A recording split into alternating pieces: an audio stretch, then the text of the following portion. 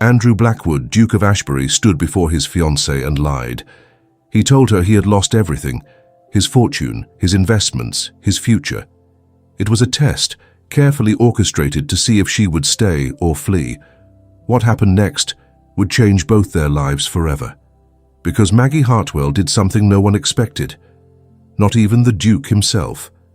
Let me take you to Ashbury Hall, northern England, on a stormy afternoon in November 1848, when a dangerous game began. The rain came sideways that afternoon, striking the tall windows of Ashbury Hall with a force that made the glass shudder. Maggie Hartwell stood in the drawing room, watching the storm darken the moors beyond, and thought how fitting it was that the sky should weep on the day her future began to crumble. Behind her, Andrew Blackwood, the 29-year-old Duke of Ashbury, paced before the fireplace with his hands clasped behind his back. His dark hair fell slightly across his forehead, and the scar that marked his left jaw caught the firelight, a thin white line that made him look both dangerous and vulnerable. Maggie had always wondered about that scar, but she had never asked. There were many things she had never asked. The solicitor, Mr. Whitmore, sat stiffly in a wingback chair, his spectacles perched on his thin nose as he shuffled through papers that rustled like dry leaves. The man cleared his throat twice before speaking, and Maggie turned from the window to face what she already knew would be bad news. "Andrew has requested my presence," Mr. Whitmore began, his voice carrying the careful neutrality of a man trained to deliver disaster without flinching, "because the matters at hand concern both His Grace and Miss Hartwell as his intended bride." Maggie clasped her hands at her waist, forcing her spine straight. She had been raised to face hardship with dignity. Her father, Viscount Hartwell, had taught her that much before his own fortune slipped through his fingers like sand. She knew how to stand tall when the ground beneath her feet began to crack. "Please proceed," Andrew said, his voice low and steady. "Miss Hartwell deserves to know the truth." The truth. The word hung in the air between them like a challenge. Mr. Whitmore adjusted his spectacles and began to read from a document that seemed to carry the weight of judgment itself.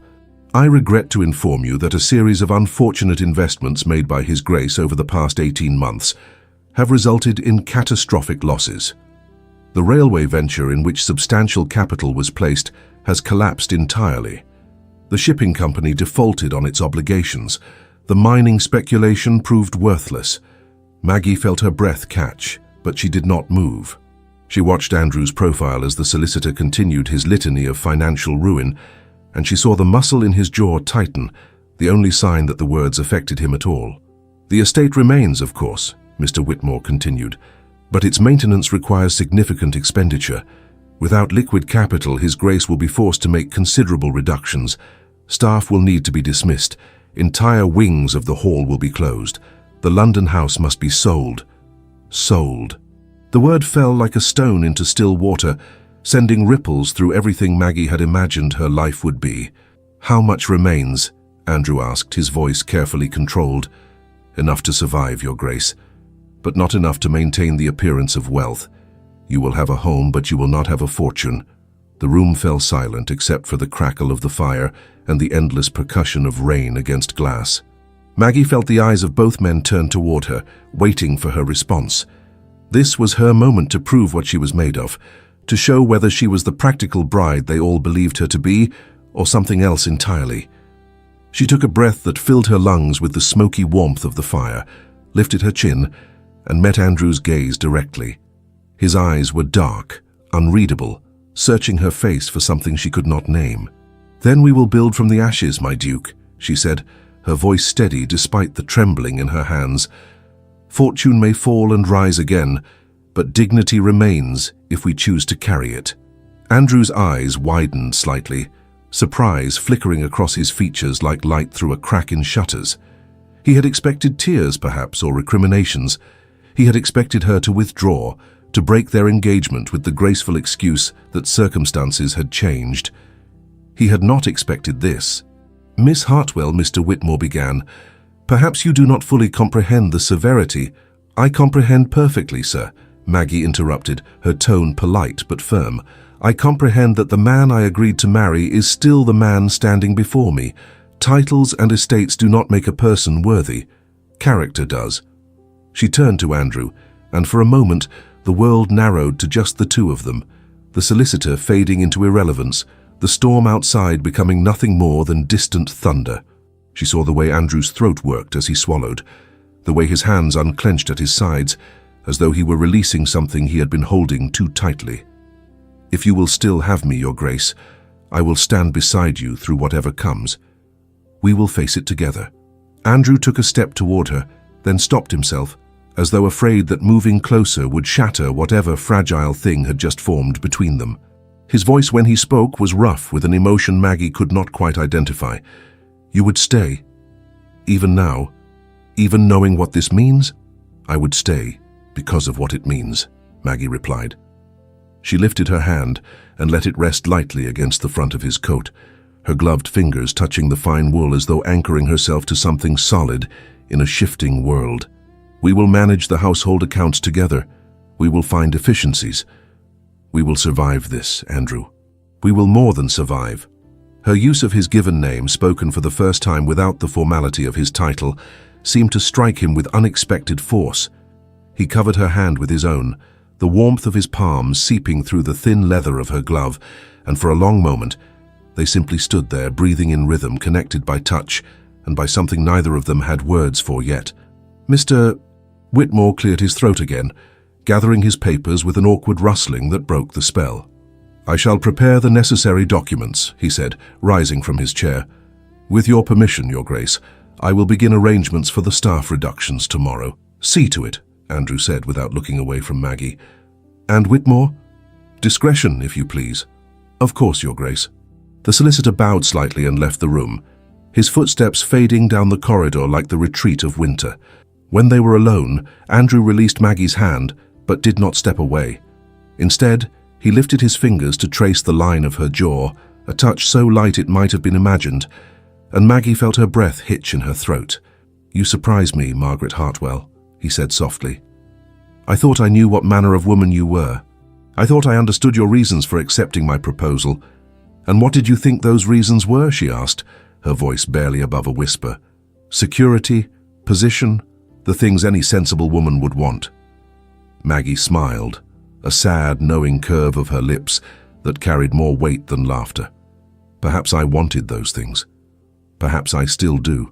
But I also want to know that the man I marry is someone I can respect, someone who faces difficulty with courage rather than bitterness.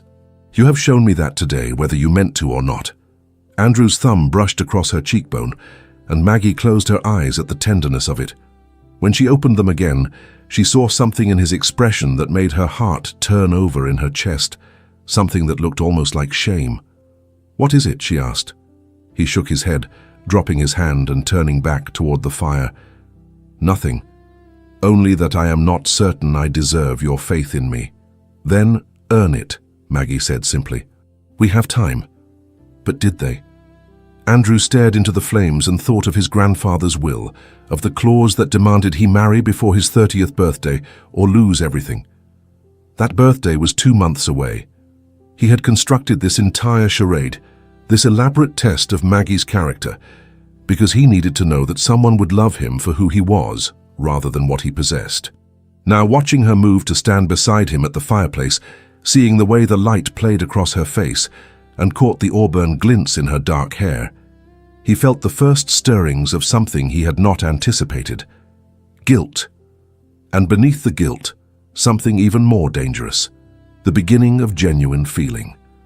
Maggie stood close enough that her sleeve brushed his arm, and she gazed into the fire as though seeking answers in the dancing flames. "I know this is not what you wanted," she said quietly. "This marriage was an arrangement between families, a matter of alliance and convenience. But perhaps in the midst of hardship, we might find something more." "Perhaps," Andrew echoed, the word a prayer and a lie all at once. That night, long after Maggie had retired to her rooms and the house had fallen silent around him, Andrew stood at his study window and watched the rain finally cease, leaving the world washed clean and gleaming under a sliver of moon. He thought about the way Maggie had looked at him when she spoke of building from ashes. He thought about the trust in her eyes, the quiet strength in her voice. And for the first time since conceiving this plan, he felt ashamed. He had wanted to test her, to see if she was mercenary or true, to protect himself from the kind of betrayal his father had suffered when his own wife left him for a wealthier man. But Maggie's response had not been what he expected. She had not revealed calculation or hidden greed. She had revealed something far more complicated and far more real. She had revealed herself to be exactly the kind of woman he could love, and that terrified him, because now he would have to continue the lie. He would have to watch her sacrifice and struggle, and offer up pieces of herself to save a fortune that was never truly lost. He would have to test her again and again, all while pretending to be something he was not. The alternative was to tell her the truth now, to end the charade before it went too far. But what would that accomplish? She would know he had lied. She would know he had manipulated her to see what she was made of. She would leave and he would lose her, and the requirement of his grandfather's will would go unfulfilled. No. He had begun this game. He would see it through to the end, even if, in winning, he lost something more valuable than any inheritance. Even if, in testing her heart, he broke his own. Morning broke pale and cold over Ashbury Hall. Maggie woke before dawn, dressed in a simple grey wool dress, and made her way downstairs while most of the household still slept. She had learned early after her mother's death that survival lay in understanding the details others overlooked. The kitchen was already warm when she arrived. The cook and 2 kitchen maids looked up in surprise, their hands stilling over bread dough and kettles. "Miss Hartwell," the cook said, wiping flour-dusted hands on her apron, "is something amiss?" "Not at all, Mrs. Davies," Maggie replied. "I wondered if you might show me the household accounts. His Grace and I will be reviewing expenditures today." The women exchanged uncertain glances. They were not accustomed to a future duchess who appeared in the kitchen before breakfast to discuss accounts. "The ledgers are in the housekeeper's office, miss," Mrs. Davies said slowly. "Then I shall speak with Mrs. Pemberton after breakfast. In the meantime, might you tell me what provisions we use most?" As they talked, describing the rhythms of the household, the waste that occurred when meals were prepared for a duke who often dined alone, Maggie listened with focused attention. This was how one saved a household, not through grand gestures but through careful accumulation of small efficiencies. Andrew found her an hour later, seated at the kitchen table with borrowed slate and chalk, making notes. He stood in the doorway unnoticed and watched her. She had rolled up her sleeves, and he could see the pale skin of her forearms, the elegant turn of her wrists as she wrote. Something twisted in his chest. Guilt, yes, but also admiration. "Miss Hartwell," he said, and she looked up with a start, colour rising in her cheeks. "Your Grace," she said, standing quickly. "I apologize. I should have asked your permission before taking an interest in your future home." Andrew interrupted, moving closer. "I think that shows admirable initiative, not presumption." The servants found sudden reasons to be busy at the far end of the kitchen. Andrew moved to stand beside Maggie, close enough to smell the faint lavender scent of her hair, and looked down at her notes. "You have been thorough," he observed. "I have been practical," Maggie corrected. "If we are to reduce expenditures without reducing quality of life, we must first understand where the money goes. And what patterns have you seen?" Maggie met his eyes with characteristic directness. "Waste," she said quietly. "Not through negligence, but through habit. Meals prepared for 20 when only you are dining. Candles replaced weekly in rooms rarely used. Small things, Your Grace, but they accumulate." Andrew felt his throat tighten. She was right, of course. Now she was proposing to dismantle assumptions of abundance, piece by careful piece, to save a fortune that did not actually need saving. He should stop this. He should tell her the truth now. Instead, he heard himself say, "What do you propose?" Maggie's eyes lit with enthusiasm. "Let me review the full household accounts. Give me 2 weeks, and I will present you with a plan that reduces expenditure by 1/3 without dismissing anyone or closing any wings." 2 weeks, Andrew repeated. "And you believe this is possible?" "I know it is possible," Maggie said with quiet confidence. "When my father's investments failed, we did not abandon our home or our people.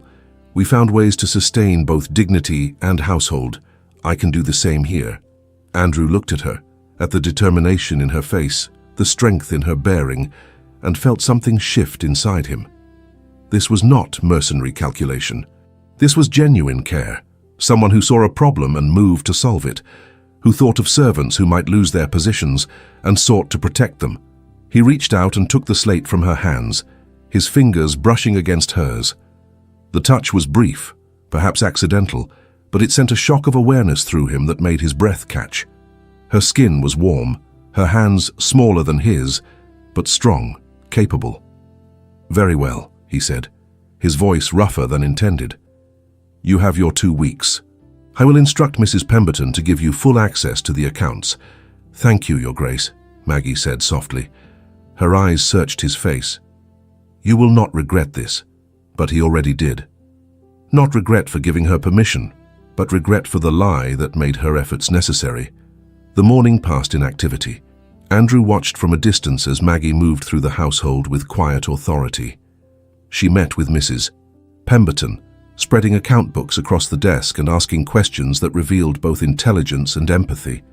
She toured the domestic quarters, noting which rooms could be consolidated, which tasks combined.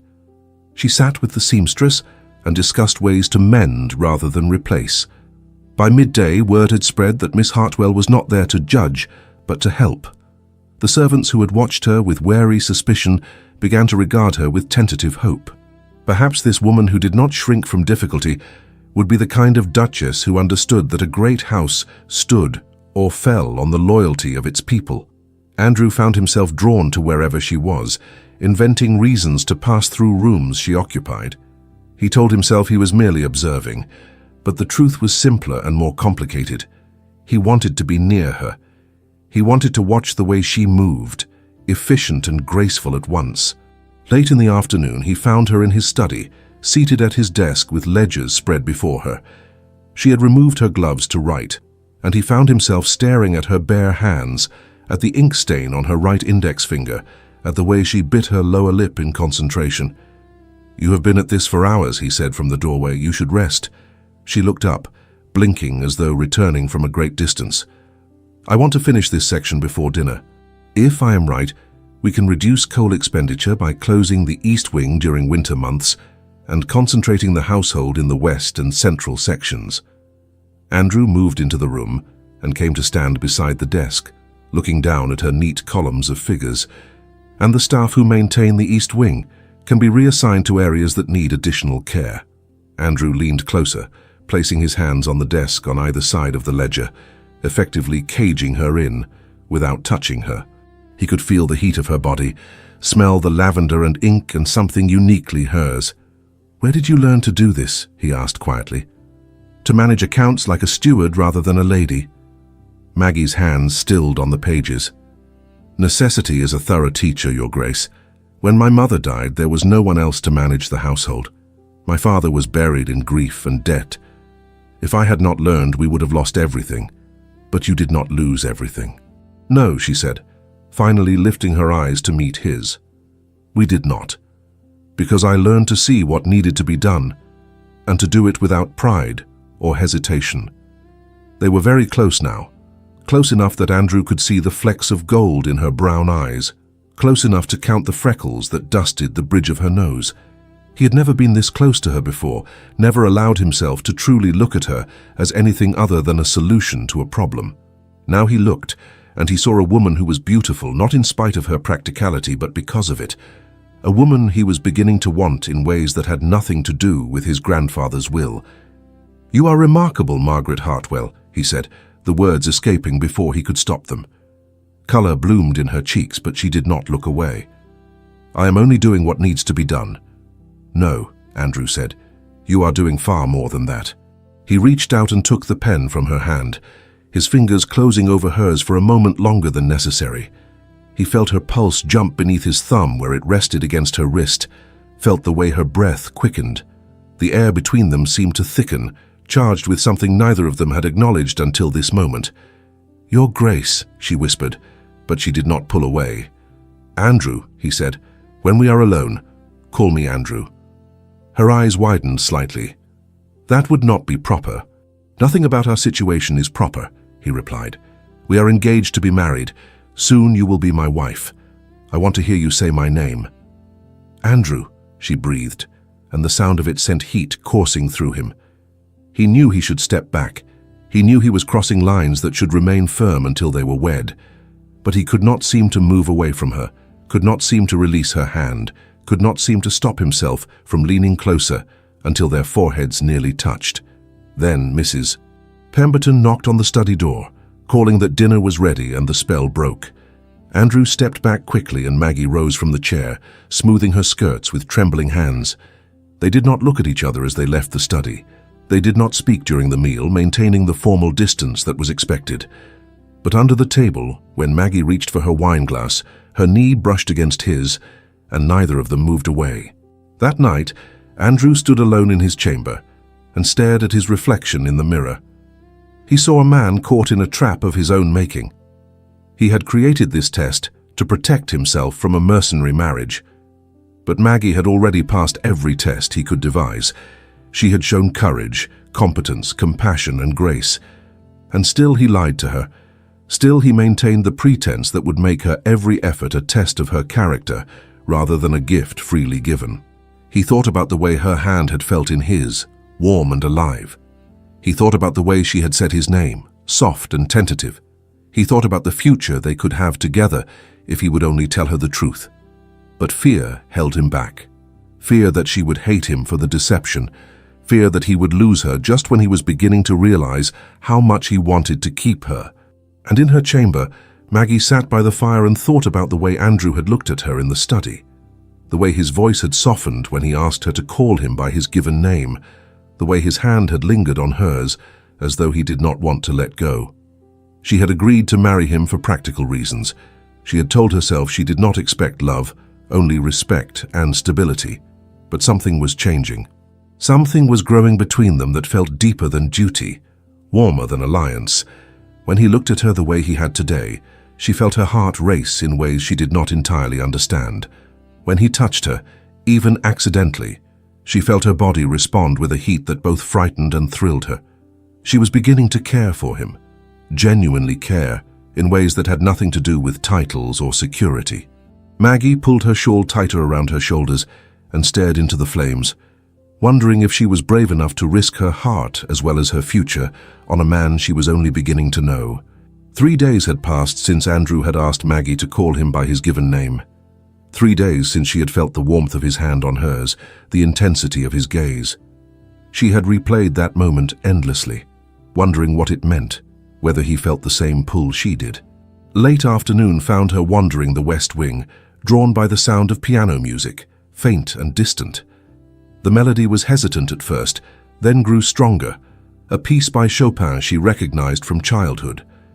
She followed it through corridors she had not yet explored until she reached a small music room. Through the half-open door, she saw a young maid seated at a gleaming piano, her fingers moving across the keys with surprising grace, Sarah from the kitchen staff. Her eyes were closed, her face peaceful, transported somewhere far beyond her daily tasks. Maggie stood in the doorway and listened until the piece ended. Then she stepped inside, and Sarah's eyes flew open, fear flooding her face. "Miss Hartwell, I am so sorry, I should not be here. Please," Maggie said gently, "do not apologize for making something beautiful. Where did you learn to play like that?" "My mother was a music teacher, miss. She taught me when I was small." "But I should not have presumed. This instrument should be played," Maggie said, moving to the piano. "Music is not meant to sit silent and gathering dust. Will you teach me this piece? I played once, but I have forgotten much." Sarah's face lit with joy. "I would be honored, miss." They spent an hour together, Sarah patient as she guided Maggie's rusty fingers back to the keys. Slowly, haltingly, Maggie began to remember not just the mechanics of playing, but the feeling of it, the way music could express things words could not. When Sarah returned to her duties, Maggie remained, playing through simple exercises. She did not hear Andrew enter, did not realize he was there until she looked up and saw him standing in the doorway, watching her with an expression she could not read. "How long have you been there?" she asked, her hands stilling. "Long enough," he said quietly, moving into the room. "I did not know you played. I do not play well. Not anymore. But Sarah does, and she has agreed to help me remember." Andrew came to stand beside the piano, his hand resting on the polished wood near hers. Sarah is talented. My mother discovered her gift years ago and wanted to sponsor proper training, but my father refused. He said it would give the girl ideas above her station. There was bitterness in his voice. Maggie looked up at him, seeing the tension in his jaw, the old anger. "What was your mother like?" she asked softly. Andrew was silent for a long moment. "She was kind," he said finally. "Too kind for my father, perhaps. She loved music and beauty and laughter. When she died, something in my father died with her. He became cold, distant. He closed this room, dismissed the staff she had hired, let the winter garden fall into neglect. As though by erasing the things she loved, he could erase the pain of losing her." "I am sorry," Maggie said. Andrew shook his head. "It was long ago, but sometimes I wonder if I am more like him than I wish to be, if I am capable of the kind of love she deserved, or if I'm too much my father's son, too afraid of feeling anything deeply for fear of losing it." The vulnerability in his voice made her heart ache. She reached out and placed her hand over his where it rested on the piano. "You are not your father. I have seen the way you care for your people, the way you carry responsibility even when it weighs on you. That is not coldness, Andrew. That is strength." He turned his hand beneath hers, their palms meeting, fingers interlacing. The touch sent warmth flooding through her. When he looked at her, his dark eyes were intense, searching her face. "How do you do that?" he asked, his voice rough. "Do what? Make me believe I might be better than I am." "Perhaps you simply are better than you believe," Maggie said. "Perhaps you only need someone to see it." They stood like that, hands joined, the silence between them full of things neither could say. Then Andrew lifted his free hand and brushed a strand of hair back from her forehead, his fingers gentle against her temple. Maggie felt her breath catch, her eyes fluttering closed at the tenderness. "Play something for me," he said softly. "I'm not ready to perform. Play anyway. I want to hear you." She sat at the piano bench and Andrew moved to stand behind her, close enough that she could feel the heat of him at her back, could sense his presence like a physical weight. She played a simple piece, a lullaby her mother had taught her, speaking of comfort and home and love that endured beyond loss. Her fingers stumbled, her tempo uneven, but she played through to the end. When the last chord faded, she felt Andrew's hand come to rest on her shoulder, his thumb brushing against the nape of her neck where her hair was pinned. "Beautiful," he murmured, and she did not know if he meant the music or something else entirely. She turned on the bench to look up at him, and the expression on his face stole her breath. There was longing there, and something that looked almost like pain, as though he were fighting a battle with himself and losing. "Andrew," she whispered, and then his hand was cupping her cheek, his thumb tracing the line of her jaw, and she was leaning into his touch. He bent closer, and for a heartbeat, she thought he might kiss her, wanted him to with an intensity that shocked her. But instead he pressed his forehead to hers, his eyes closing, his breath mingling with hers. "I do not deserve you," he said, so quietly she almost did not hear it. "I do not deserve your faith, or your kindness, or your strength. But God help me, Margaret, I want to." "Then be the man who does deserve those things," she said. "Be honest with me, be real with me. That is all I ask." She felt him tense, felt the way his hand tightened against her cheek, and then he was pulling away, stepping back. "I should let you practice," he said, his voice carefully controlled. "I did not mean to disturb you." "Andrew, wait." But he was already walking toward the door, his shoulders rigid, his hands clenched. He paused in the doorway without turning back. "Thank you for bringing music back to this house. My mother would have been pleased." Then he was gone, and Maggie was left alone, her heart racing with confusion and desire, and the terrible suspicion that Andrew was hiding something far deeper than she had realized. That evening, Maggie sat by the fire in her chamber and pulled from her pocket a small object she had not looked at in years. A locket, oval and silver, with a crest engraved on its surface. A wren in flight, the symbol of the Renfield family, the ancient name the Ashbury Dukes had borne before their elevation. She opened it and looked at the faded ribbon inside, the ribbon that had been tied around her wrist 6 years ago on Briar Ridge Road. She had been thrown from her horse during a robbery attempt when a stranger appeared out of the mist to save her. He had been young, perhaps 23, with dark hair and a scar forming fresh on his jaw where a blade had caught him. He had given her his horse, told her to ride hard for the next village, and pressed this locket into her hand. "I am Andrew Blackwood," he had said, "of Ashbury Hall. If anyone troubles you, show them this, and tell them the Duke's son sent you." She had been 17, frightened, awed by his courage. She had never forgotten his face, though she had not seen him again until the day their families arranged their betrothal. He had not recognized her. Why would he? She had been a girl then, and he had likely rescued dozens of travelers. It had meant everything to her and nothing to him. But she had kept the locket, had carried it as a talisman, a reminder that there were still men in the world who acted with honor and courage. When her father told her she was to marry the Duke of Ashbury, she had felt hope that perhaps the man she had admired from afar might become the man she would spend her life beside. Now, watching the firelight play across the silver surface, she wondered if she should tell him, if revealing this secret would bring them closer or push him further away. He was already fighting something internal, some battle she did not understand. She closed the locket and held it against her heart, feeling the cool metal warm against her skin. Not yet, she decided. When the time was right, when he had learned to trust her fully, then she would show him. Then she would tell him that she had been his in a way long before their engagement was ever arranged. But for now the secret would remain hers alone. The morning brought frost that turned the windows into lace patterns of ice. Maggie woke early, her hand resting over the locket she now wore on a chain beneath her nightdress. The metal was warm from her body heat, and she wondered if she should simply tell Andrew the truth about Briar Ridge. But how did one begin such a conversation? He had been a stranger doing what any honorable man would do. She had been one face among many he had helped. To him, it had been a moment. To her, it had been everything. She rose and dressed, then made her way downstairs. Mrs. Pemberton informed her that His Grace had ridden out early to inspect the tenant farms. Maggie felt a flutter of disappointment, then irritation at herself for caring. She had work to do. She spent the morning in the West Wing, taking inventory of closed rooms. As she worked, her mind drifted back to that day on Briar Ridge Road 6 years ago. She had been returning from visiting her mother's grave, riding alone. The road had been empty, mist rolling in, when 3 men appeared. Highwaymen.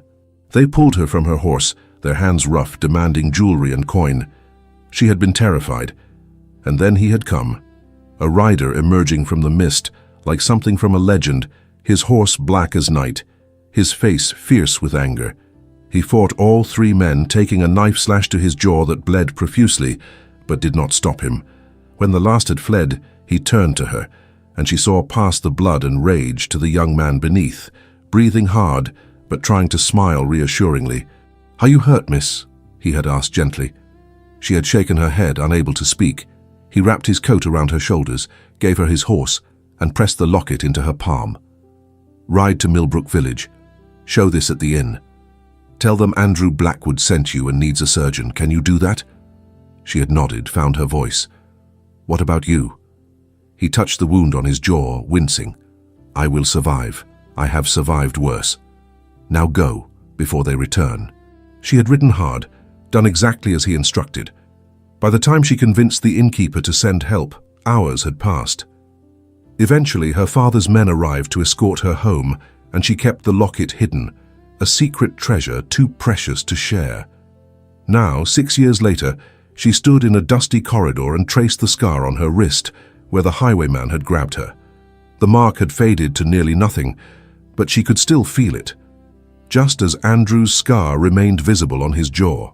She found herself walking toward the gallery where family portraits hung.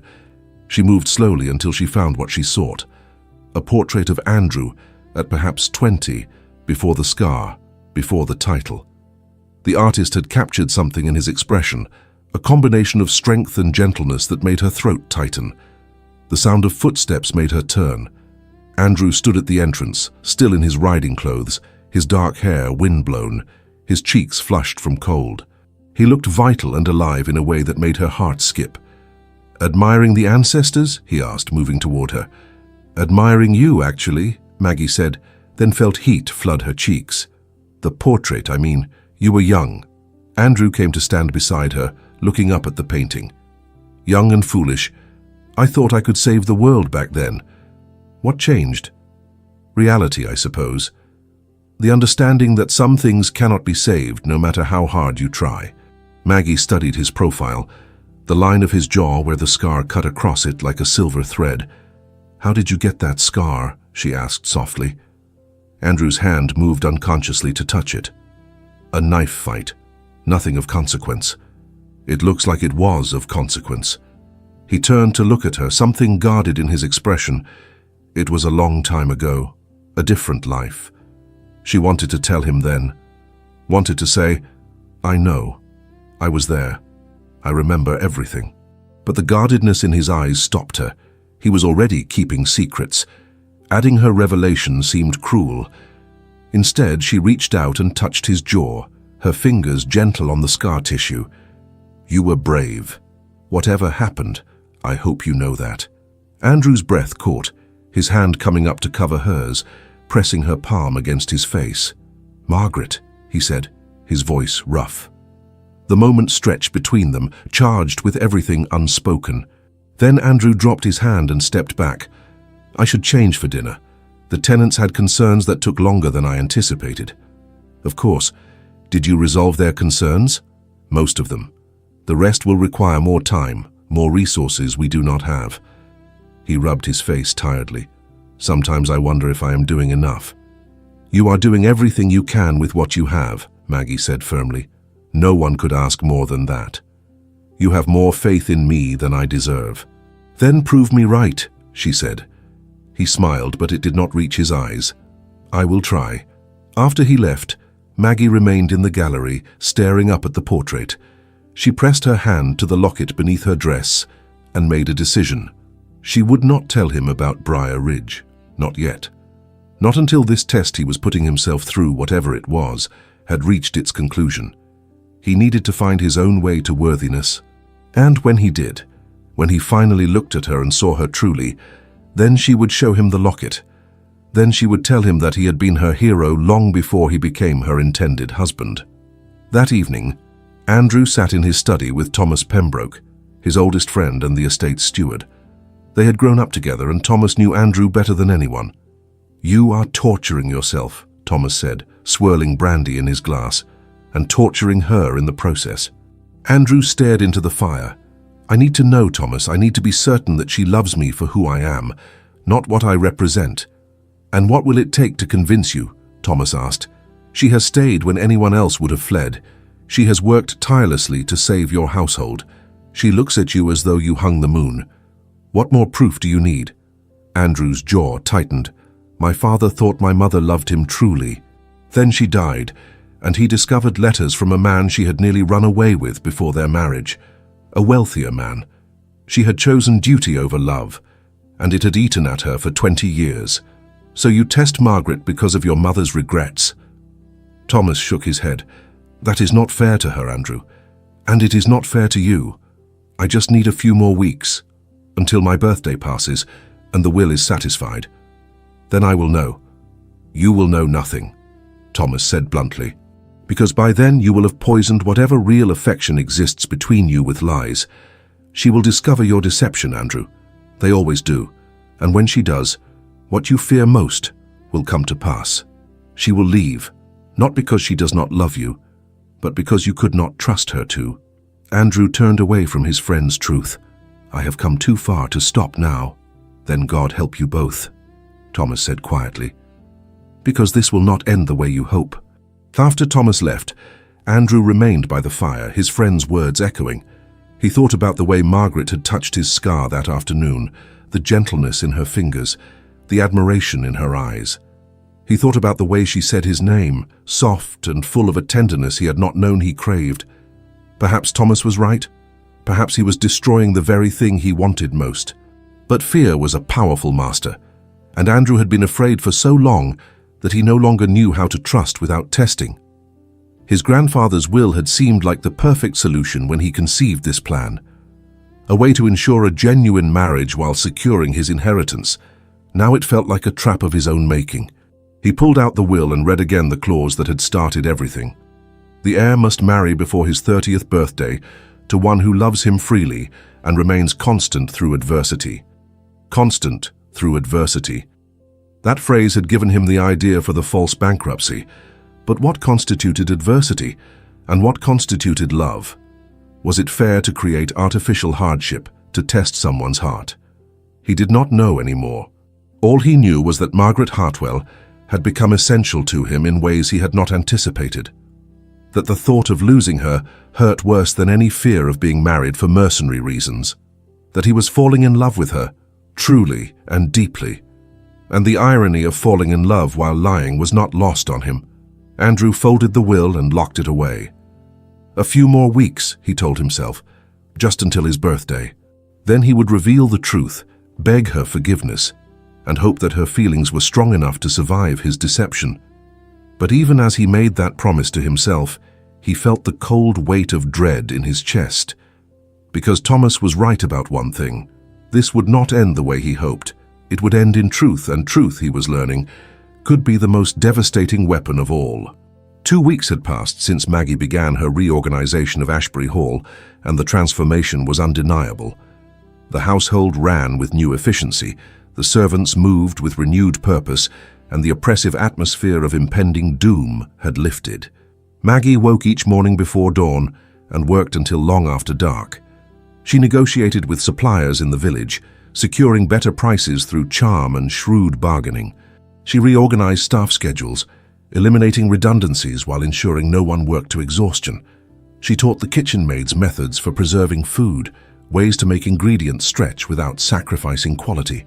And slowly, room by room, conversation by conversation, the household began to see her not as the Duke's intended bride, but as their Duchess. On a cold morning in early December, Sarah rushed into the kitchen with flushed cheeks. "Miss Hartwell, you must come to the servants' hall. Everyone is asking for you." Maggie followed her, surprised to find nearly the entire household gathered, their faces turned toward her with expressions of hope and gratitude. Mrs. Pemberton stepped forward, her usually stern face softened. "Miss Hartwell, we wanted to thank you properly. In all my years at Ashbury Hall, I have never seen such care taken for the people who keep this house running. Whatever the future holds, we want you to know that this household stands with you and His Grace." A murmur of agreement rippled through the room, and Maggie felt her throat tighten. "Thank you. But I am the one who should be thanking you. This house stands because of your dedication. I am honored to work alongside you." When the gathering dispersed, she remained behind, overwhelmed by the weight of their trust. Andrew found her there, standing alone. He had been watching from the shadows, and the sight of his household embracing Margaret with such affection had struck him with physical force. "They love you," he said quietly. Maggie turned, surprised. "I did not see you there. I did not want to intrude." Andrew moved closer. "You have earned their loyalty, Margaret.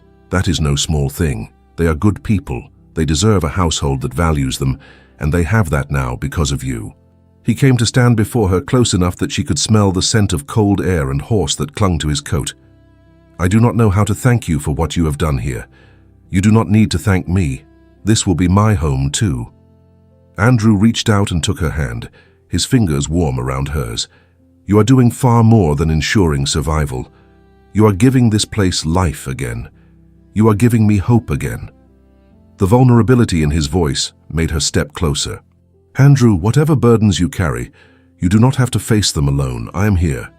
He lifted his free hand to cup her cheek, his thumb brushing across her skin with tenderness that made her breath catch. "How did I become so fortunate?" he murmured. "Perhaps fate knew we needed each other," Maggie whispered. For a long moment they stood like that, the world narrowing to just the two of them. Then Andrew leaned down, his forehead touching hers, and Maggie felt her eyes flutter closed, her heart racing with anticipation. But once again, he pulled back before their lips could meet. "I should let you return to your work," Andrew said, his voice rough.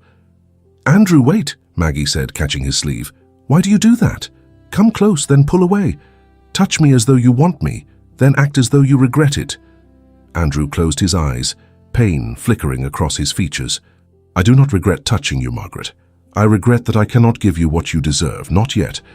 What do you think I deserve?" "Honesty," he said, the word barely above a whisper. "Truth, things I am not ready to give." Before Maggie could respond, Andrew was gone, striding from the room with the purposeful gait of a man fleeing something he could not face. That afternoon, Maggie took her frustration to the village. She had arranged to meet with several suppliers, but she also needed to escape the confines of the hall, to think without Andrew's presence clouding her judgment. The village of Ashbury was small but prosperous. Maggie visited the butcher, the baker, the chandler, negotiating terms and building relationships. By the time she finished, the sun was beginning to set, and she found herself at the village inn, where the innkeeper's wife invited her for tea. "You have done well by the hall, miss," the woman said. "The servants speak well of you. They say you treat them like people, not property." "I only treat them as I would wish to be treated myself," Maggie replied. "Not all ladies think that way. The old Duchess, God rest her soul, she was kind too. But after she passed, the hall became cold. You have brought warmth back. You and His Grace together." Maggie returned to the hall as dusk was falling, her arms laden with small gifts the villagers had pressed upon her. She was arranging them on her dresser when there was a knock at her door. Andrew stood in the corridor, his expression troubled. "May I come in?" Maggie hesitated, then stepped aside. "I owe you an apology," Andrew said once the door was closed. "I have been unfair to you, drawing close, then retreating. It is not because I do not want you, Margaret. God knows I want you more than I have wanted anything in my life. Then what holds you back?" "Fear," he admitted. "Fear that I will lose you. Fear that I am not the man you believe me to be. Fear that when you truly know me, you will leave." Maggie moved to stand before him, lifting her hands to frame his face. "I am not going anywhere, Andrew. Whatever secrets you keep, whatever past haunts you, I am staying. Do you hear me? I am staying." He pulled her close then, his arms wrapping around her, holding her as though she might disappear if he loosened his grip. She felt his heart pounding against her chest, felt the tremor that ran through his body, and realized that this strong, proud man was terrified. She held him back, her hands stroking his back, offering comfort without words. They stood like that for a long time, and in that embrace, something shifted, something settled. When Andrew finally pulled back, his eyes were bright with emotion. "Thank you," he said simply. "For what?" "For not giving up on me." After he left, Maggie sat by her fire and stared at the gifts from the village. The carved wren seemed to stare back at her, and she thought about the locket beneath her dress, about the secret she still kept, about the complexity of love and truth and the spaces between them. Downstairs in his study, Andrew poured himself brandy with shaking hands. Thomas found him there, staring into the fire with the expression of a man at war with himself. "You are going to lose her," Thomas said without preamble, "not because she does not love you, but because you are testing her when you should be earning her." Andrew turned to his friend, his face haggard. "What choice do I have, Thomas? The will requires—" "Damn the will," Thomas interrupted. "You are using your grandfather's requirement as an excuse to avoid risking your heart. The longer you maintain this charade, the more you risk what you claim to want to protect. She will discover the truth, Andrew, and when she does, it will not matter that you were afraid. What will matter is that you lied, that you tested her, that you could not trust her enough to simply love her." The words hit like blows, each one true, each one unbearable. Andrew sank into his chair. "What do I do?" "Tell her the truth." Thomas's voice was gentler now, before she discovers it herself. "Tell her about the will, about the test, about your fear. Give her the choice to stay or leave with full knowledge. That is the only way forward that has any honor in it. And if she leaves, then she was never yours to keep. But I do not think she will leave, Andrew. I think she will be hurt, yes, angry, certainly, but I think she will stay because, unlike you, she has courage enough to love without conditions." After Thomas left, Andrew sat alone in the darkness, his friend's words echoing in his mind. Tomorrow, he told himself, tomorrow he would tell her everything. He would risk her anger, her disappointment, her possible departure. Because Thomas was right. The only way forward was truth. But as he made that promise to himself, fear whispered in his ear, suggesting reasons to wait one more day, just one more day, because some truths, once spoken, could never be taken back. And Andrew was not yet brave enough to face what that truth might cost him. The next afternoon arrived cold and bright, sunlight glinting off frost-covered grounds. Maggie had spent the morning finalizing her plans for the household budget, her careful calculations showing they could maintain both dignity and solvency through the winter. She carried her ledger toward Andrew's study, eager to share the good news, her heart lighter than it had been in days. As she approached, she heard voices through the partially open door. Andrew and Thomas, their tones serious. She should have announced herself, should have knocked, but something in their cadence made her pause. "You cannot continue this," Thomas was saying. "The birthday deadline is 3 weeks away. What happens when she discovers you have been testing her all along?" Maggie's hand froze on the door handle. "She will understand," Andrew replied, though his voice lacked conviction. "Once I explain about my grandfather's will, about the requirement that I marry someone who loves me freely and remains constant through adversity. Once she knows the fortune was never truly lost, you staged a bankruptcy to test her loyalty?" Thomas's voice rose with disbelief. "Andrew, do you hear yourself? You created artificial hardship to see if she would stay. That is not love. That is manipulation." The ledger slipped from Maggie's suddenly numb fingers, hitting the floor with a thud that seemed to echo through the corridor. The voices inside stopped abruptly. For a long moment, Maggie stood frozen, her mind struggling to process what she had just heard.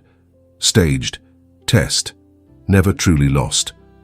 The words repeated themselves, each one a fresh wound. Then rage, hot and cleansing, flooded through her. She pushed the door open fully and stepped inside. Both men turned. Andrew's face went pale, his eyes widening with the realization of what she must have heard.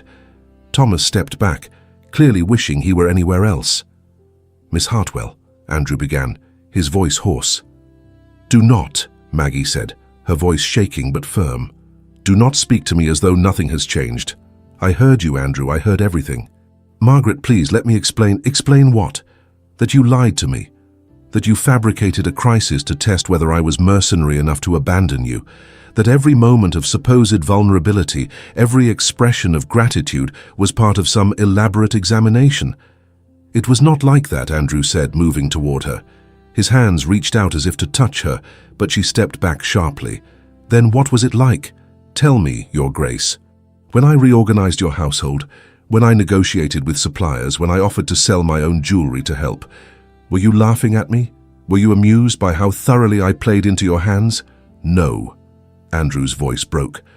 "Margaret, I never laughed. I never found any of this amusing. I was protecting myself." "From what?" "From me." Maggie felt tears burning behind her eyes, but refused to let them fall. "I stayed when others would have fled. I worked myself to exhaustion for this household. I began to care for you, to believe that perhaps we might build something real together. And all along you were testing me like a horse at auction, checking my teeth to see if I was worth the purchase price." "That is not fair," Andrew said, but his voice lacked heat. "Fair?" Maggie's laugh was bitter. "You want to discuss fairness?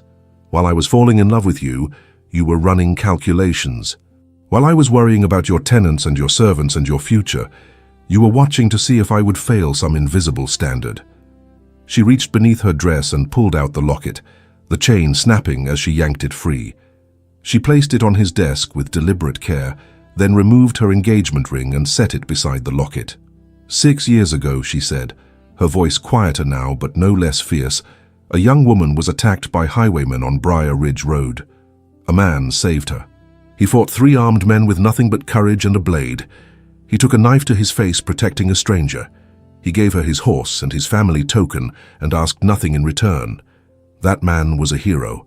That man was worthy of love and loyalty." She met Andrew's eyes, saw the dawning recognition there, the shock. "I have carried that locket for 6 years, she continued.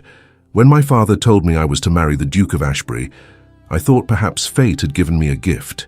A chance to know the man who had saved me, to build a life with someone I already admired. I chose not to tell you because I wanted you to see me as I am now. not as the frightened girl you rescued. I wanted our marriage to be about who we are today, not about debts from the past. Margaret, Andrew whispered, his face stricken. But I see now that I gave you more honesty than you ever gave me. I offered you truth while you offered me tests. I gave you trust while you gave me manipulation. She turned toward the door, but Andrew caught her arm. Please, he said desperately, let me explain about the will, about my mother, about why I needed to know. Love is not examination, Andrew, Maggie said, pulling her arm free. Love is not something you prove through artificial trials. It is faith. It is risk.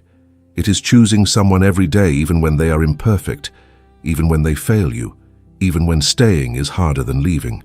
You asked me to prove my love while offering none of your own. That is not marriage, that is cowardice. If I have been a coward, it is because I was terrified of losing you, Andrew said. My mother loved another man. My father discovered it too late. I have watched him live with that knowledge for 20 years, watched it poison everything he touched. I could not bear to make the same mistake. So instead, you made a different mistake, Maggie said. You pushed away the one person who would have stood with you through anything. Not because I am particularly noble, Andrew, but because I chose you. I chose you when I thought you had nothing. I chose you when it was difficult. I chose you freely. But you never gave me the same choice. You never trusted me with the truth. You never risked yourself the way you demanded I risk everything. She walked to the door, then paused without turning back. I release you from our engagement, she said. You need not worry about your grandfather's will. I am certain you will find someone else to marry before your birthday. Someone you actually trust. Margaret, wait, please. But she was already walking away, her spine straight despite the trembling in her limbs. She heard him call her name again, heard Thomas murmur something she could not distinguish, but she did not look back. She made it to her chamber before the tears came. Then she collapsed onto her bed and wept, great shaking sobs that tore through her chest like physical blows. She cried for the love she had begun to believe in, for the future she had allowed herself to imagine, for the man she thought she was learning to know. But mostly she cried for the girl on Briar Ridge Road who had believed that heroes existed, who had carried a locket for 6 years, waiting to find that the man who had saved her body might also claim her heart. That girl had been wrong. Heroes were myths.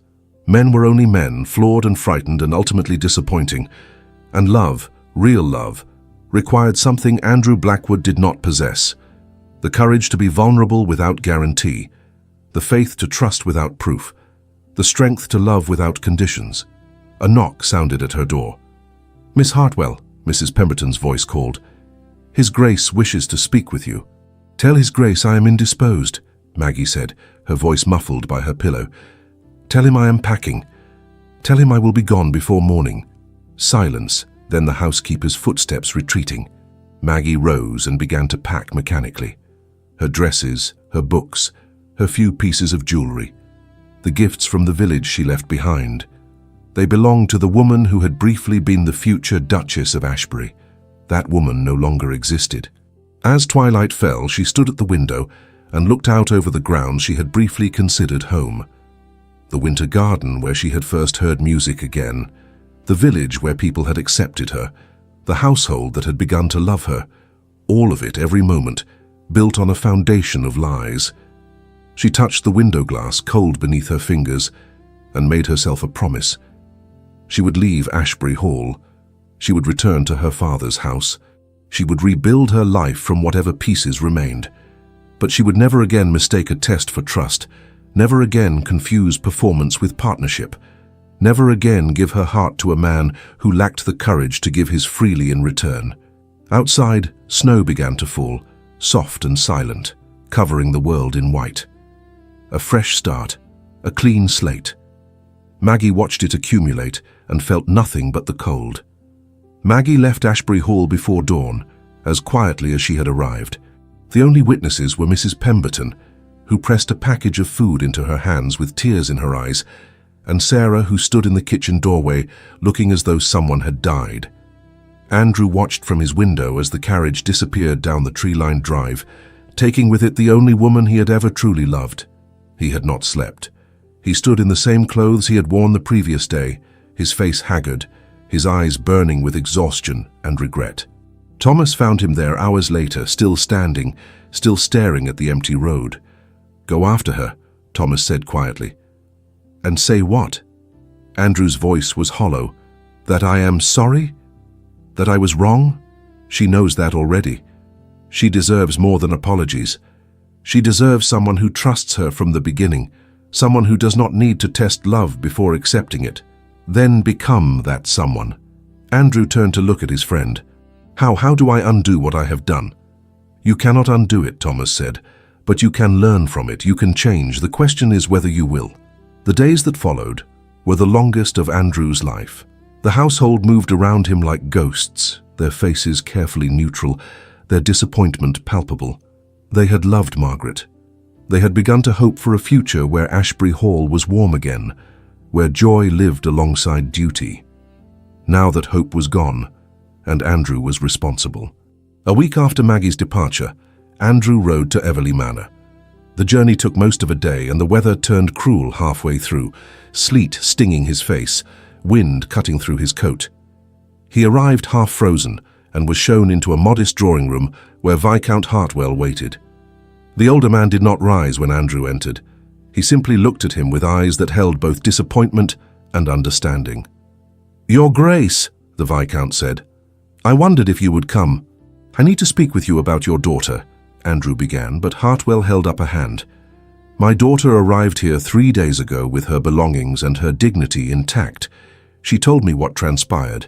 She asked me to inform you, should you inquire, that she wishes you well but has no desire for further contact. Sir, I made a terrible mistake." "Yes, you did." Hartwell's voice was not unkind, but it was firm. "You tested a woman who had already proven herself worthy. You demanded she demonstrate love while offering none of your own. These are the actions of a man governed by fear rather than courage." "I was trying to protect myself," Andrew said weakly. "From what? From the possibility of being loved? From the risk of trusting someone?" Hartwell shook his head. "My daughter lost her mother young. She learned to manage a household, to make difficult decisions, to sacrifice her own comfort for others. She accepted your proposal not because she needed your wealth, Your Grace, but because she believed she could build something meaningful with you. You threw that gift back in her face. How do I make this right?"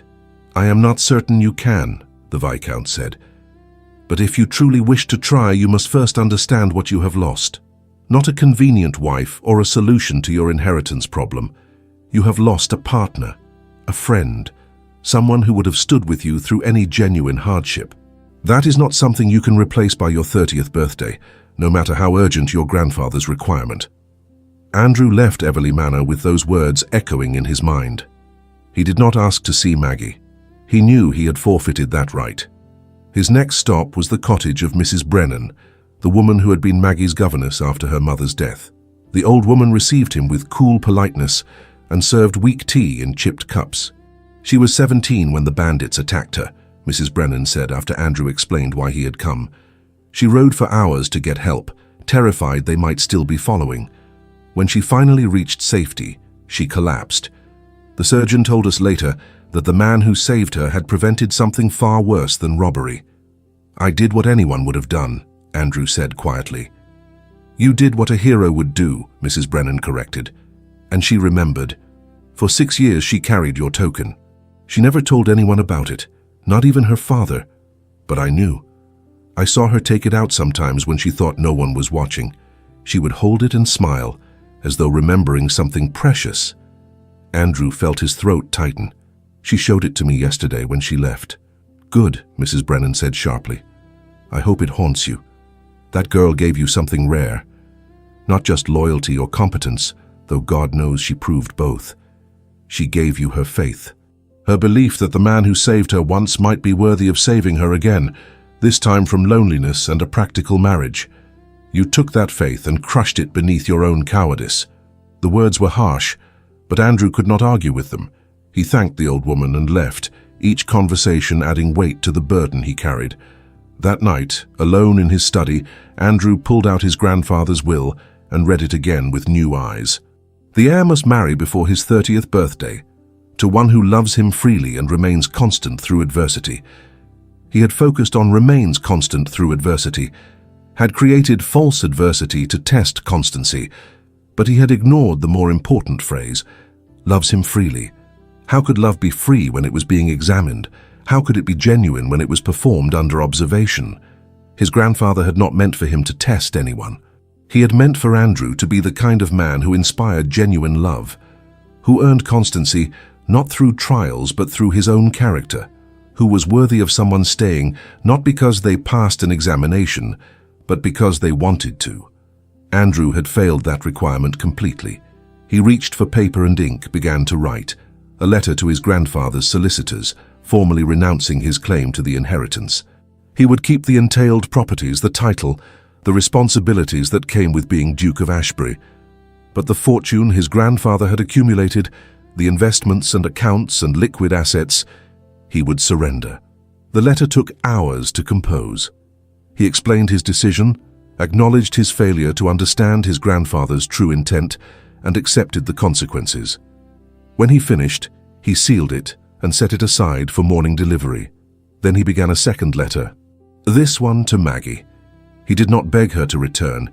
He did not ask forgiveness. He simply told her the truth about his mother's letters, discovered after her death, about the man she had loved but married out of duty, about watching his father's heart break slowly over 20 years, about the fear that had shaped Andrew into someone who tested rather than trusted. I am sorry, he wrote, not just for lying to you, but for failing to see that in fearing my father's fate, I created it. He lived with a wife who loved someone else. I drove away a woman who loved me. The outcome is the same. A life half-lived, a heart protected by walls so high that nothing can reach it, including joy. He wrote about the locket, about finally understanding why his act of courage 6 years ago had mattered more than he knew. I saved you from bandits, he wrote, but you tried to save me from myself, and I refused the rescue. That is a regret I will carry forever. He ended with a promise. I am renouncing the inheritance, not as a gesture to win you back, but because my grandfather was right. I am not yet worthy of what he intended for me. Perhaps someday I will be. But that will take work, change, time. I do not ask you to wait for that man. I only ask that you remember him, the man on Briar Ridge Road, with kindness. He was better than what I became. But perhaps with effort, I can be that man again. He sealed the letter but did not send it. Not yet. First, he needed to prove to himself that he meant what he wrote. Outside, snow fell thick and silent, covering the world in white. Andrew watched it accumulate and felt, for the first time since Maggie left, something other than despair. Not hope exactly, but something close to it. The beginning of understanding. The first step toward change. The winter without Maggie would be long and cold. But perhaps by the time spring arrived, he would be someone worthy of the second chance he did not deserve but desperately wanted. If she would give it, if she could forgive, if love, real love, was strong enough to survive the wounds he had inflicted. Those were questions only time would answer. But for now, Andrew had work to do, not on his household or his estates, but on himself. The hardest work of all. Andrew's 30th birthday arrived with a blizzard. Snow fell so thick, the world beyond the windows disappeared into white. He woke alone. The fire burned low, the room cold. Today was the deadline. By midnight, according to his grandfather's will, he should be married. Instead, he was alone, the inheritance renounced, the woman he loved gone. He had sent his letter a week ago but received no response. By mid-morning, the storm had become fury, wind howling against stone walls. Andrew stood at his window, watching nature's rage with kinship. He felt like that storm inside. A knock at the study door. "Your Grace," Mrs. Pemberton said, "there is someone here to see you. I am not receiving visitors today. I believe you will want to see this one, sir." Something in her tone made him turn. Behind her, shaking snow from a heavy cloak, stood Maggie. Andrew's heart stopped, then started again, too fast. She looked thinner, her face pale from cold. But her eyes were clear, her chin lifted with familiar determination, and she held a document. "You came back," Andrew said, his voice barely above a whisper. "I received your letter," Maggie replied. All of it. Every word. I meant every word. I know. She moved closer. I also received a visit from Thomas. He told me about the inheritance renunciation, about your visits to my father and Mrs. Brennan, about how you have spent these weeks trying to become worthy rather than simply protesting that you were. I do not expect you to forgive me, Margaret. I do not expect anything. You were right about everything. I was a coward. I tested you when I should have trusted you. No, there is not, Maggie agreed. But there is explanation and understanding and the possibility of starting again, if we choose to. She held up the document. This is a marriage license. Simple, no banns required, valid until midnight. I obtained it before I left my father's house. I have been carrying it for 2 days, deciding whether to use it or burn it. Andrew's breath caught. Margaret, I was hurt, Andrew, devastated, but these weeks gave me time to understand that fear makes us do terrible things. Time to remember that I kept secrets too. I never told you about Briar Ridge because I wanted you to see me as I am now. Perhaps that was its own kind of test. That does not excuse what I did, no, but love is not about perfection. It is about choosing someone even when they fail you. It is about forgiveness and the courage to be vulnerable again, even when you have been hurt. She moved closer, close enough that he could see snowflakes melting in her hair. I am here because I choose you, not despite your flaws, but with full knowledge of them. I am here because I believe the man who saved me still exists inside you. I do not deserve this. Perhaps not, but I am offering it anyway. The question is whether you are brave enough to accept it, whether you can trust me, truly trust me without tests, whether you can love me freely. She held out the license. We can marry today, right now. We can fulfill your grandfather's requirement, not because we must, but because we choose to. Or I can walk away. The choice is yours, but this time it must be made honestly. No more tests, only truth. Andrew took the license from her hands, his fingers brushing hers. Then he pulled her close, holding her as though she were the most precious thing in the world. I choose you, he said against her hair. I choose truth. I choose to trust you with everything I am, including my broken, fearful heart. I love you, Margaret Hartwell, not because you passed some test, but because you are extraordinary. Because losing you taught me what truly matters. Maggie pulled back to look up at him. Then prove it. Marry me. Not for an inheritance or a deadline, but because you want to build a life with me. A real life, built on honesty. Andrew cupped her face. I want nothing more. They were married an hour later in the small chapel, with Thomas and Mrs. Pemberton as witnesses. The ceremony was simple, but when Andrew said I do, he meant it with every fiber of his being. And when he kissed his wife for the first time as her husband, when he felt her lips soft and warm against his, he knew he had been given a gift he had not earned, but would spend his lifetime proving worthy of. As the afternoon wore into evening, as the storm continued outside, Andrew and Maggie found themselves alone in the small sitting room adjacent to the master chambers, a fire burning bright. I was terrified you would not come, he admitted quietly. I was terrified I was making a mistake, Maggie replied, but then I realized that not coming would be the greater mistake. She turned to face him, beautiful in the firelight. Andrew, I need to know you truly see me. Not as the girl you saved, not as the woman who reorganized your household, but as I am. Imperfect. Stubborn. He moved closer, his hands framing her face. I see you, Margaret. I see your courage and your stubbornness and your pride. I see the way you bite your lip when you concentrate. I see all of you and I love all of you. Then show me, Maggie whispered. Show me that this is real. Andrew leaned down and kissed her, properly this time, without restraint. Her lips parted beneath his, and his hands slid to her waist, pulling her closer. She made a small sound, her fingers tangling in his hair, and he deepened the kiss, pouring into it everything he had been too afraid to express before. When they broke apart, both breathing hard, he rested his forehead against hers. My wife, he murmured. My husband, Maggie replied and smiled. He led her through the connecting door into the master chamber. The room was warm, candles lit, the bed made with fresh linens. Maggie's breath caught slightly, nervousness flickering across her face. We do not have to. I want to, Maggie interrupted. I want all of it. The real marriage, the real partnership, the real intimacy. No more holding back. She reached up and began unpinning her hair, letting it fall in dark waves. Andrew watched, transfixed, as she shrugged out of her shawl. "Let me," he said hoarsely, and she nodded. He moved behind her, his fingers working the buttons with trembling care. Each one revealed more of her pale skin, the delicate curve of her spine. When the dress fell away, he pressed a kiss to her shoulder blade, feeling her shiver. She turned in his arms, her hands moving to his waistcoat, pushing it off.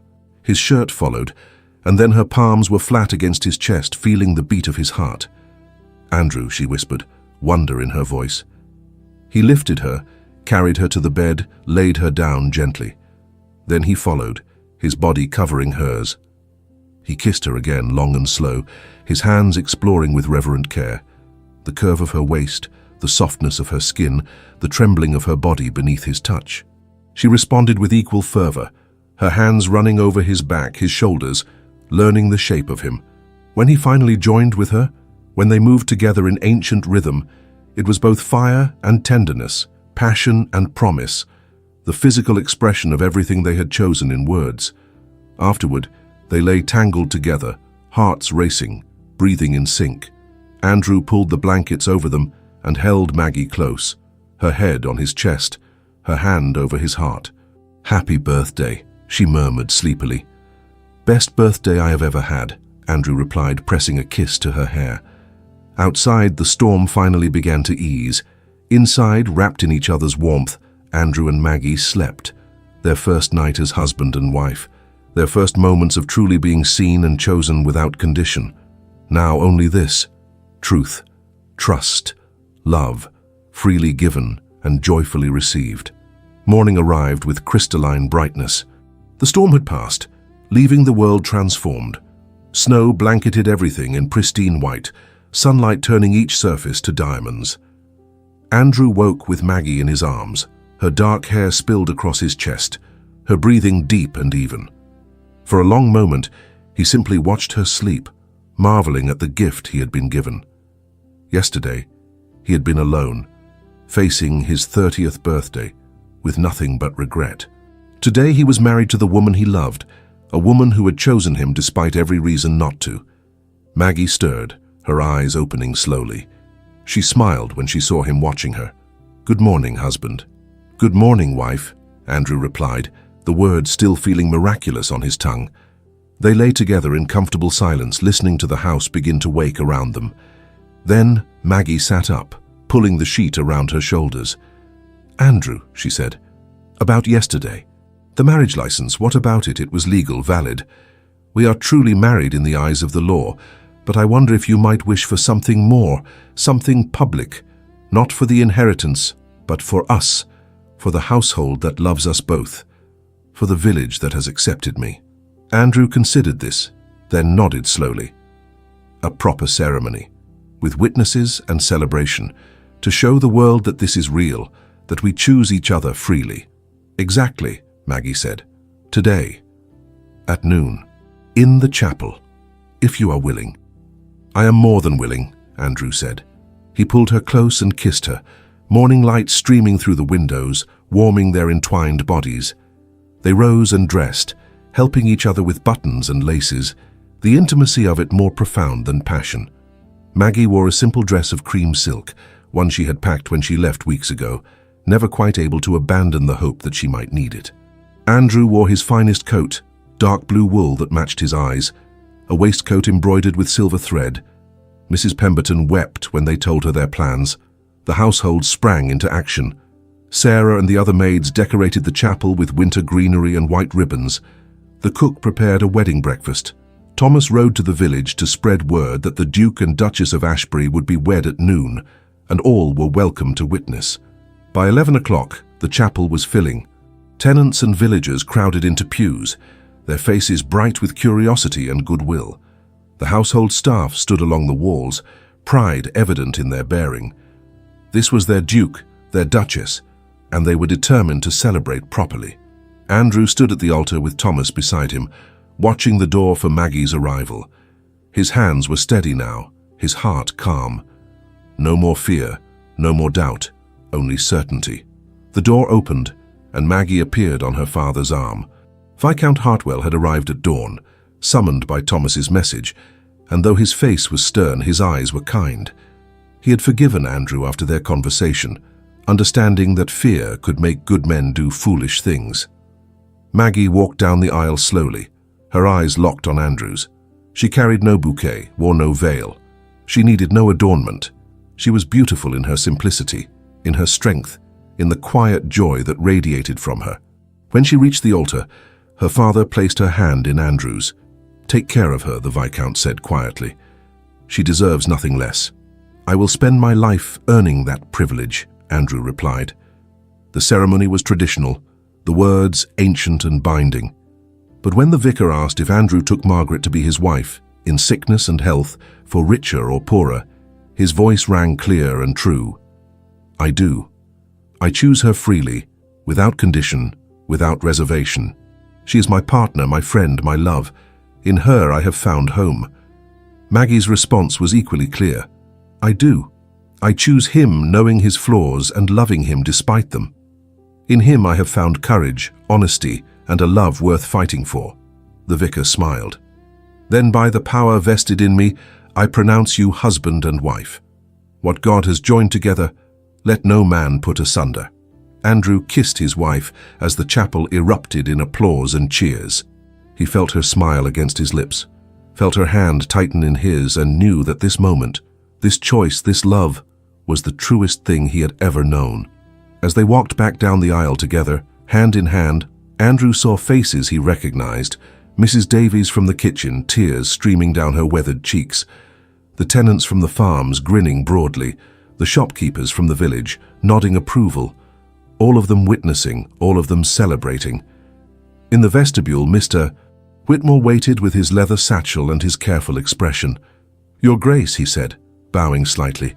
"Duchess, I have brought the relevant documents regarding your grandfather's will." Andrew felt Maggie tense beside him, but he squeezed her hand reassuringly. "The will can wait, Mr. Whitmore. Today is about celebration, not inheritance." "Actually, Your Grace," the solicitor said, a small smile playing at his lips, "I believe you will want to hear this." He pulled out a sealed envelope. "This letter was to be given to you on your 30th birthday, regardless of whether you married. Your grandfather left specific instructions." Andrew took the letter, broke the seal, and read aloud so Maggie could hear. "My dear grandson, if you are reading this, you have reached your 30th year. I pray you have also reached understanding. The clause in my will about marriage was never truly about securing an heir or preserving the estate. It was about ensuring you did not become your father, a man so afraid of love's pain that he refused love's joy. I required that you marry someone who loves you freely and remains constant through adversity. I never specified that the adversity must be real. What mattered was your response to it. Would you trust? Would you be worthy of trust? Would you learn that love cannot be tested without being damaged? If you have married, I hope it is because you chose love over fear. If you have not, I hope you learned something valuable from the attempt. Either way, the inheritance is yours. It always was. The only test was whether you would test others or trust them. I hope you chose wisely." Andrew lowered the letter, his throat tight. He looked at Maggie, saw understanding dawn in her eyes. "He never meant for you to create a false crisis," she said softly. "He meant for you to learn that love requires faith." "And I learned it the hardest way possible," Andrew replied. "By losing you, then being given the grace of a second chance." Mr. Whitmore cleared his throat. "There is one more thing, Your Grace. Your renunciation letter arrived at my office yesterday. I took the liberty of not processing it. Your grandfather's true wishes were clear. The inheritance remains intact." Andrew shook his head. "Process the renunciation anyway. I do not want money I did not earn. Wisdom I learned too late. Let it go to the charitable trust my grandfather established. Let it do some good in the world." Maggie touched his arm. "Andrew, you do not have to." "I want to," he said. "We have Ashbury Hall, we have the estates, we have each other. That is more than enough." Thomas stepped forward, grinning. "Then let us celebrate what you do have. A marriage built on truth, a household that adores you both, and a future that is yours to shape." The wedding breakfast was joyous chaos. Tables had been set up in the great hall, and food appeared in abundance. The villagers mingled with the household staff, formality abandoned in favor of genuine celebration. Sarah played piano while others danced. Children ran through corridors that had been too quiet for too long. Laughter echoed off ancient walls, bringing warmth back to cold stone. Andrew and Maggie moved through the crowd together, accepting congratulations, sharing stories, being part of something larger than themselves. When Maggie laughed at something, Mrs. Davies said, Andrew caught his breath at the sound. When she looked at him across the room, her eyes full of love and mischief, he felt his heart expand with a joy so profound it bordered on pain. As afternoon shadows lengthened, the crowd began to disperse. Families returned to their homes, staff returned to their duties, and quiet settled over Ashbury Hall once more. Andrew and Maggie stood in the great hall, alone for the first time since morning. The remains of celebration surrounded them, evidence of shared joy. Maggie moved into his arms, resting her head on his chest. "We did it," she said. "We chose each other, publicly and honestly. No more secrets, no more tests, no more," Andrew agreed. "Only truth from now on." He lifted her chin and kissed her, slow and sweet, a promise without words. When they broke apart, Maggie was smiling. "Take me upstairs," she said. "I want to celebrate our marriage properly." Again. Andrew laughed, swept her into his arms and carried her toward the stairs. She shrieked with surprise and delight, her arms wrapping around his neck. "What are you doing?" "Carrying my wife over the threshold. Properly this time. You are ridiculous. You love me anyway." "I do," Maggie said, her voice softening. "God help me, I do. God help us both," Andrew replied, "because I am never letting you go." He carried her up the stairs, through corridors filled with afternoon light into their chamber, where a fire already burned bright. He set her down gently, kissed her deeply, and proceeded to show her exactly how much he loved her, how grateful he was, how completely she owned his heart. And later, wrapped in each other's arms once more, they made plans for the estate, for the village, for the life they would build together. Plans based on partnership, not tests, on trust, not fear, on love, freely given and joyfully received. Outside, the winter sun set in shades of rose and gold. Inside, Andrew and Maggie began their marriage the way it should have begun from the start. With honesty, with faith, with the courage to love without conditions. And that, they both knew, was worth more than any inheritance. 5 years had transformed Ashbury Hall from a house haunted by ghosts into a home alive with purpose. Maggie stood at the window of what had once been the closed music room and watched carriages arrive for the annual charity gala. The winter garden beyond, now fully restored, glowed with lanterns hanging from revived rose trellises. "Mama," a small voice said, and Maggie turned to see her daughter, Eleanor, 4 years old, with her father's dark hair and her mother's determined chin. "Papa says the guests are arriving and you must come down." "Tell your father I will be there momentarily," Maggie said, kneeling to adjust Eleanor's ribbon, "and that he should ensure your brother has not escaped his nursemaid again." Eleanor giggled and ran off, her footsteps echoing through corridors that now rang regularly with children's laughter. Maggie took a moment to steady herself, touching the silver locket that once again hung around her neck. Andrew had returned it to her on their first anniversary, the chain repaired, the inscription inside newly engraved, "From rescue to forever." She made her way downstairs where the great hall blazed with light and warmth. The gala raised funds for the Renfield School of Arts and Trades, the institution Maggie had founded 3 years ago for young women from working families. Girls like Sarah, who now taught piano there while pursuing her own musical career, sponsored by the Ashbury Endowment. Andrew stood near the entrance, greeting guests with the easy confidence of a man comfortable in his own skin. He had aged well, the silver threading through his dark hair only adding distinction, the scar on his jaw a reminder of the courage that defined him. When he saw Maggie descending the stairs, his face transformed with the same wonder he had shown 5 years ago. "Your Grace," he said formally, offering his arm. "You are breathtaking." "Your Grace," she replied with equal formality, taking his arm. "You are shameless." "Only with you," he murmured. low enough that only she could hear. Always with you. The evening progressed with music and dancing, with speeches about the school's success, with silent auction items that would fund another year of education for deserving students. Maggie moved through the crowd with practiced grace, accepting compliments and donations with equal warmth. During a break in the festivities, Thomas Pembroke found them on the terrace wrapped in winter cloaks against the cold. He had married the year after them to a kind woman from the village and now had 2 children of his own. "Remember when you stood in your study, Andrew, refusing to tell her the truth," Thomas said, shaking his head with amusement. "I thought you were the greatest fool in England." "I was," Andrew agreed without hesitation. "But Margaret gave me the chance to become less foolish. That is love, I think. Helping each other become better than we were." "Still working on making you better," Maggie said, smiling. "It is exhausting, but worth it?" Andrew asked. She reached up and touched his face, her palm against his scarred jaw. Every day, after the guests departed, after the children were tucked into their beds, after the household settled into quiet, Andrew and Maggie made their way to their private sitting room. It was late, nearly midnight, but neither was tired. This was their ritual, established in that first year and maintained ever since. Truth Night, they called it. One evening each month when they sat together before the fire and spoke with absolute honesty about fears, failures, hopes, and dreams. No judgment, no defensiveness, only truth. Andrew poured 2 glasses of wine and handed one to Maggie. "What weighs on you, wife?" Maggie considered, then spoke carefully. "I worry sometimes that I am not doing enough. The school helps 40 girls each year, but there are hundreds more who need opportunity. I want to expand, to reach more, but resources are limited." "So we find more resources," Andrew said simply.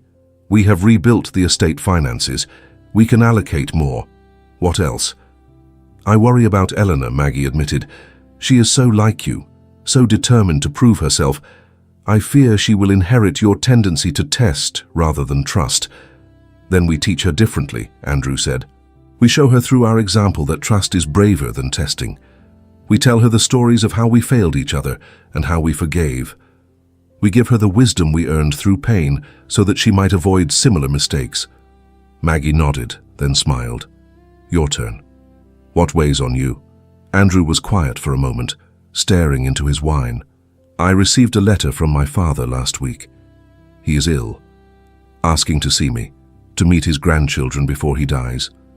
And you do not want to go." "I do not know if I want to go," Andrew corrected. "He made my mother miserable. He taught me to fear love rather than embrace it. But he is still my father. And I wonder if, now that I understand him better, I might be able to forgive him, to let go of old anger." Maggie reached out and took his hand. "Then we will go. Together. You do not have to face him alone, Andrew. You never have to face anything alone again."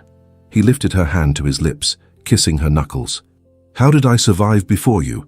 "Poorly," Maggie said, "very poorly." They laughed together, the sound warm and intimate.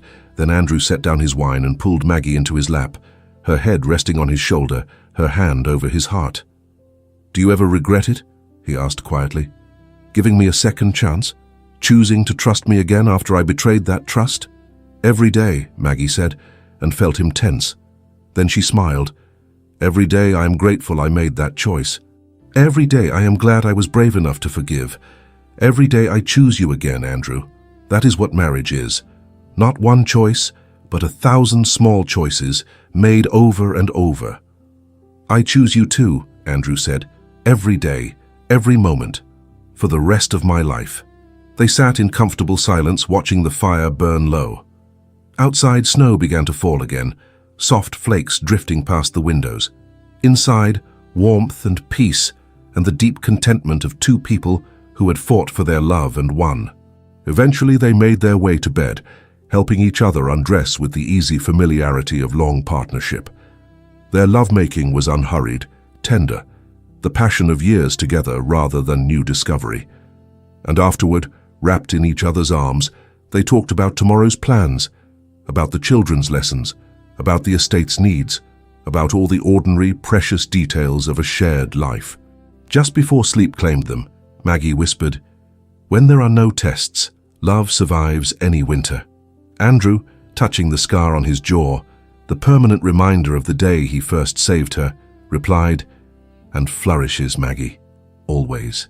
The next morning, Eleanor burst into their chamber at dawn, followed by her younger brother James, 2 years old and determined to keep up with his sister.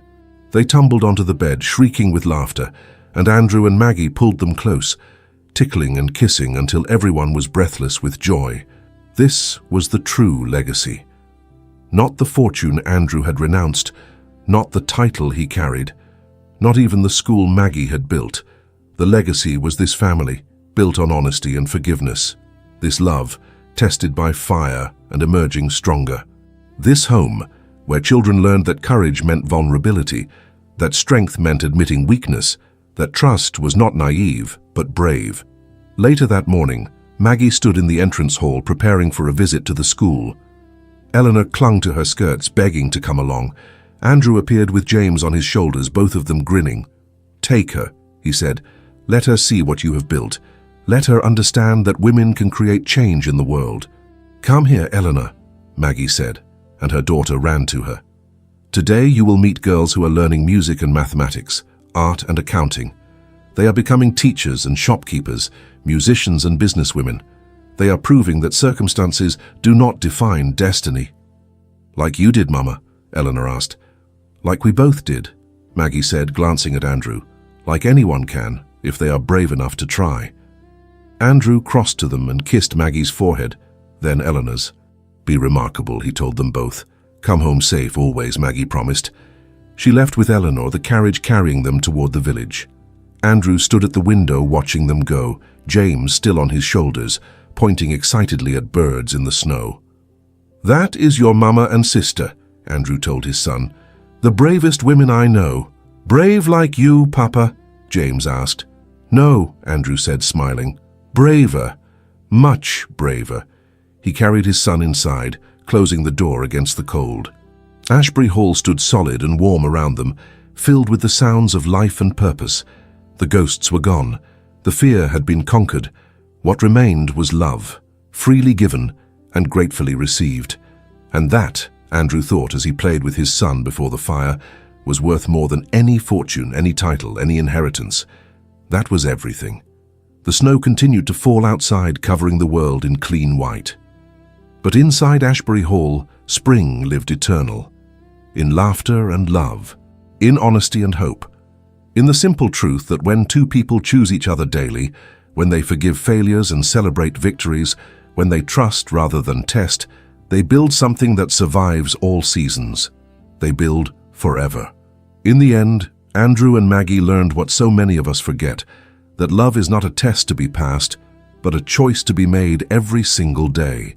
Their story began with deception, born of fear, nearly ended in heartbreak, and transformed into something extraordinary through the courage to forgive and the willingness to trust again. Perhaps the greatest gift we can give another person is not protection from pain, but faith in their character. Not tests of their loyalty, but trust in their love. Andrew tried to safeguard his heart and nearly lost everything.